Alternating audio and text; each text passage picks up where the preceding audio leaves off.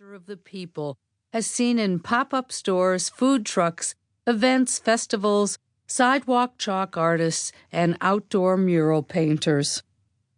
Castles are any set of institutional structures that loom large and feel permanent.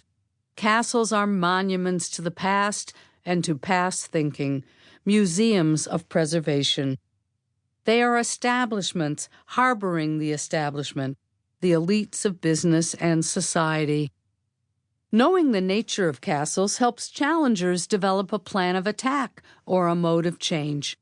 The best way to attack a castle is not head-on, unless you command a mighty army and are willing to risk mutually assured destruction. The best way is to go around it or underneath it. Instead of rushing the front door, look below, sneak around the back, and befriend disaffected but talented occupants on lower floors or underground who might leave to join you. Hold private meetings downstairs to strategize, invisible to the upstairs occupants. Find the secret backstairs passageways, burrow underneath, expand the tunnels, and exploit weaknesses until eventually the foundations crumble. Then pry open the windows to let in fresh air and fresh thinking. Or stay outside. Erect tents and start camps on the outskirts of the castle grounds. Instead of fighting, try dancing to new music. Create small villages with new activities sufficiently enticing that some castle occupants will wander out and join the festivities, emptying the castle of defenders. The flexible campground becomes the hot new place for attracting the best talent, so that moving to the top of the castle is no longer the pinnacle of a career. The castle's power weakens as it becomes less relevant. Attention goes to the new opportunities to improve the wider world. As every change-seeking leader and entrepreneur knows, innovation rarely comes from deep inside the establishment. Incumbents tend to defend past decisions and won't give up power easily. Or sometimes they simply feel bewildered by what's happening, fearful of the uncertainties of change. Or they stay ignorant of the positive possibilities that change might bring. So they stay inside the castle and fortify the walls of its many chambers that confine occupants. Given such strong defenses against change, fresh ideas come from those who do more than think outside the box. They think outside the building.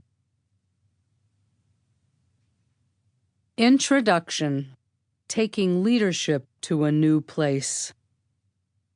Irritation and impatience were a constant background noise as I wrote this book. I had spent too much time at dinner table conversations accompanied by fine wines, the complaining cry, not the Chardonnay.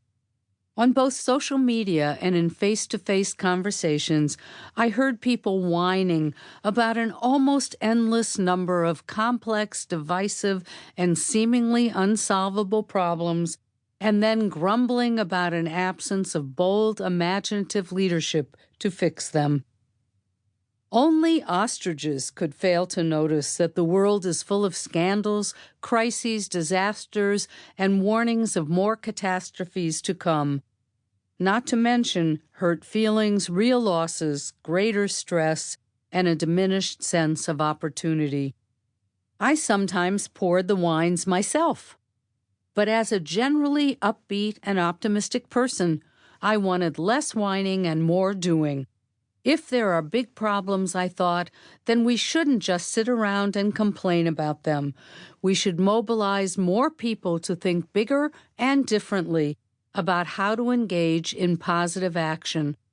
That's why I wrote this book. It reflects a search for new possibilities for positive change.